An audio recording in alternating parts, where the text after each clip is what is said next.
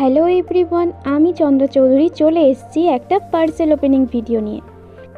না, এইটা কোনো জামা কাপড় বা গয়নাগাটি ওপেনিংয়ের ভিডিও না। সামনেই কালী পুজো, তাই জন্য আমি ভেবেছি কিছুটা ক্যান্ডেল মেকিং করব। যেহেতু ফার্স্ট টাইম আমি ক্যান্ডেল মেকিং ট্রাই করব, তাই জন্যই আমি অ্যামাজন থেকে কিছুটা প্রোডাক্ট অর্ডার দিই।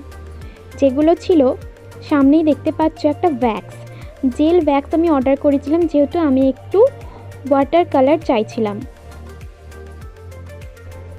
এই ভ্যাক্সটা আনপ্যাকিং করার পর আমার এত ভালো লেগেছে, কি সুন্দর জেলি জেলি একদম টাইপের ছিল।